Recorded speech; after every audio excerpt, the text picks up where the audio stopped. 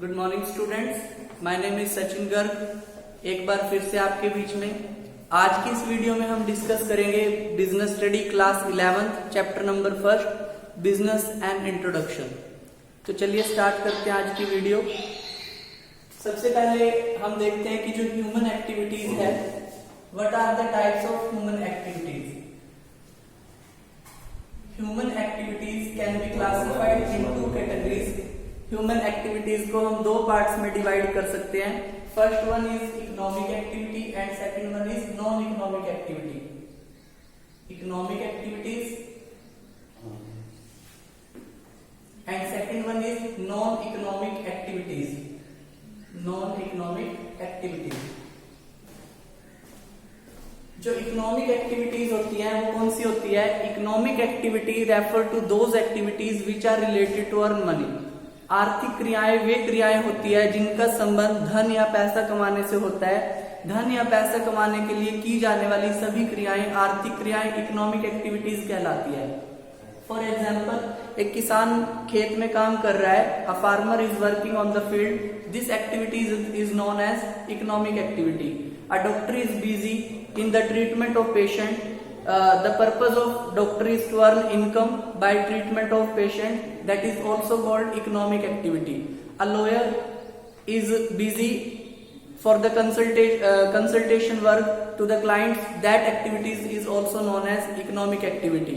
If a teacher like I am a teacher, I am teaching here, the purpose is to earn money, that is also an economic activity. Clear? And non-economic activities refer to those activities which are not to perform to earn money.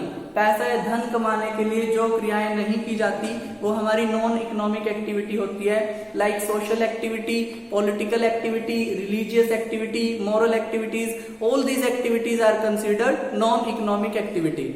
Now economic activities further classified into three categories. Economic activities, further all the economic activities can be classified in three categories. First one is business, second one is profession, and third one is employment. We can classify the economic activities in three broad categories. First one is business, second one is profession, and third one is employment. So let us start with business activity. What do you mean by business? व्यवसाय क्या है? Business include all those activities which are related to production and exchange of goods and service for profit motive.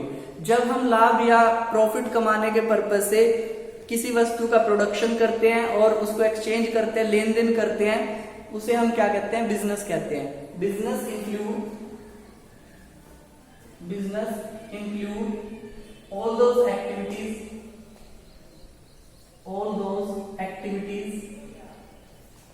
which are related to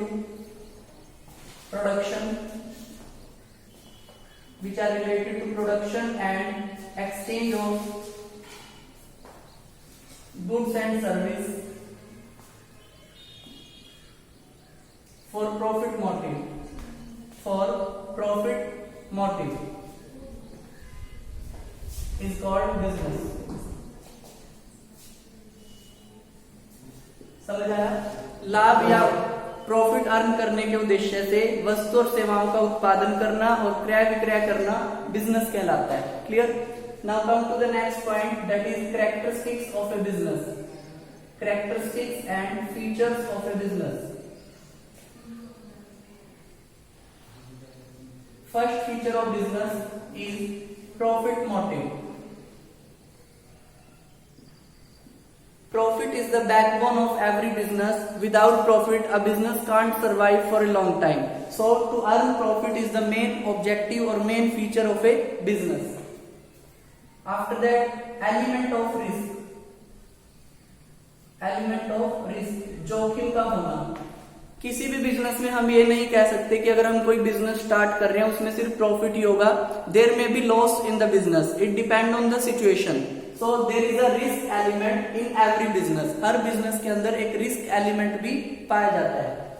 after that, regularity in dealings. Regularity dealings.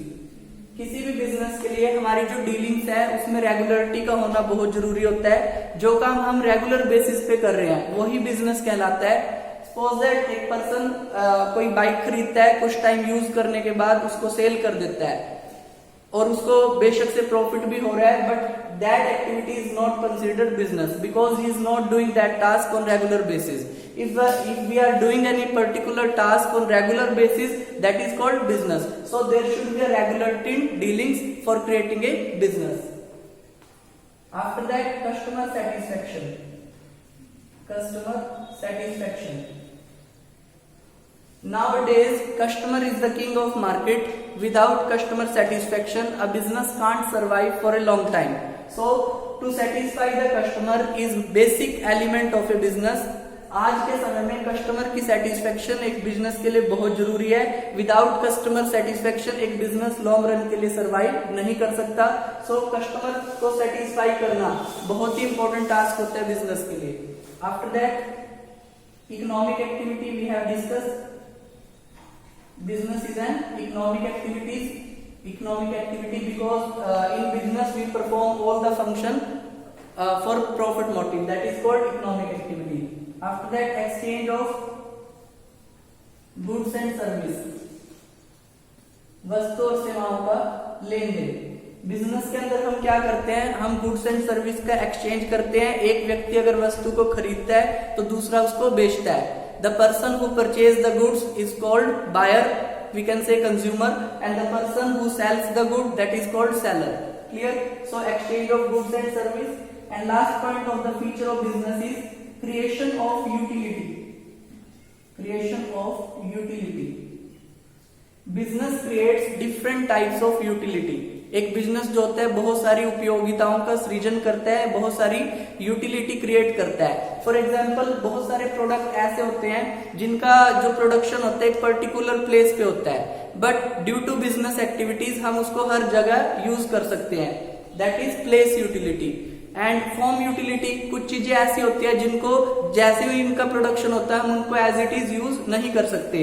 मान लीजिए किसान गेहूं उगाता है तो गेहूं को हम एज इट इज कंज्यूम नहीं कर सकते, उसको हमें फ्लोर में कन्वर्ट करना पड़ता है। सो उसके लिए आटा मिल की जरूरत होती है, that is also called business.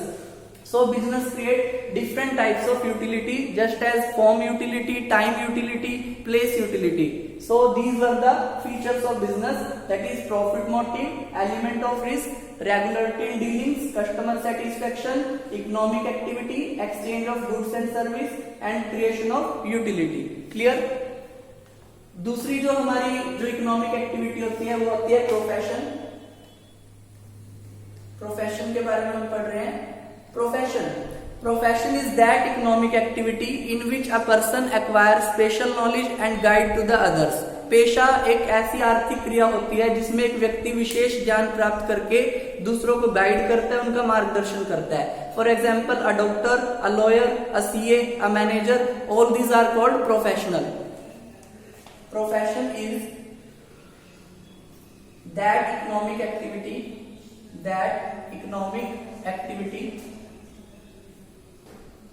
in which a person acquire special knowledge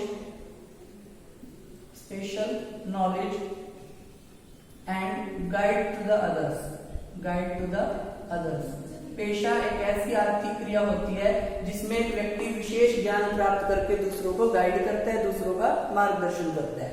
now come to the features of profession.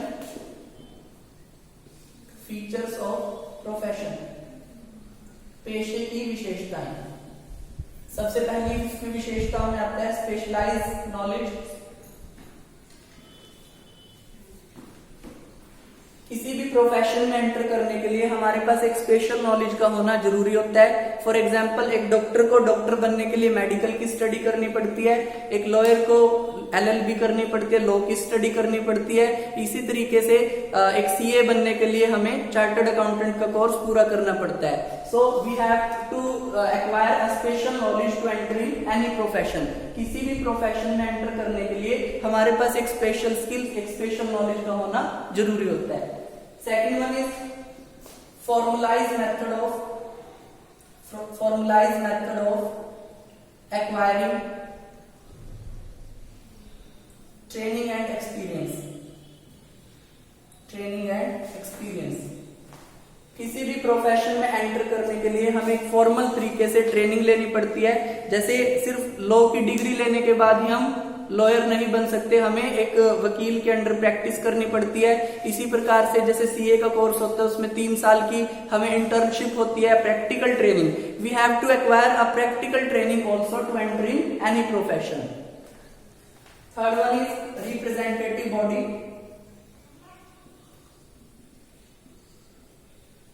जितने भी प्रोफेशनल्स होते हैं उनके बिहेवियर को रेगुलेट करने के लिए एक रिप्रेजेंटेटिव बॉडी होती है। जैसे डॉक्टर्स के लिए medical council of India, lawyer के लिए bar council of India, CA के लिए ICI institute of chartered accountant of India और मैनेजर्स के लिए all India management association.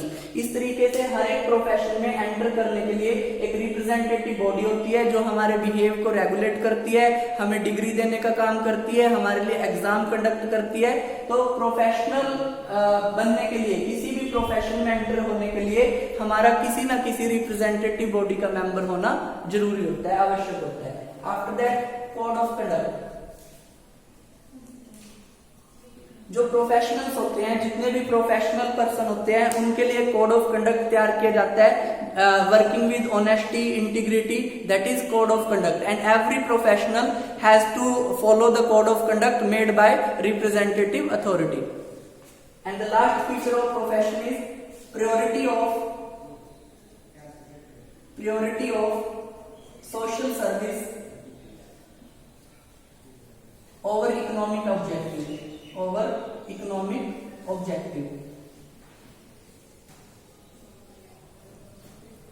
Priority of social service over economic objective. आर्थिक स्वार्थ के स्थान पर सेवा भावना को प्राथमिकता देना। जितने भी प्रोफेशनल होते हैं उनका कर्तव्य बनता है कि वो अपने बेनिफिट से पहले सोसाइटी के वेलफेयर के लिए सोचे, अपनी सोशल सर्विस को ध्यान में रखे। जैसे एक डॉक्टर का कर्तव्य होता है पेशेंट की जान बचाना, ना कि पैसों की डिमांड करना। Clear? So these were the features of a profession. तो आज की इस वीडियो में हमने पढ़ा human activities, what are the types of human activity. We can classify the human activity in 2 parts, economic activity and non economic activity. And economic activity further we can classify in 3 category, that is business, profession and employment. और इस video में हमने पढ़ा business and features of business, after that profession and features of profession. आज की video में इतना ही, कल फिर मिलते हैं एक नए टॉपिक के साथ। Thank you so much, like and subscribe my channel. Thank you.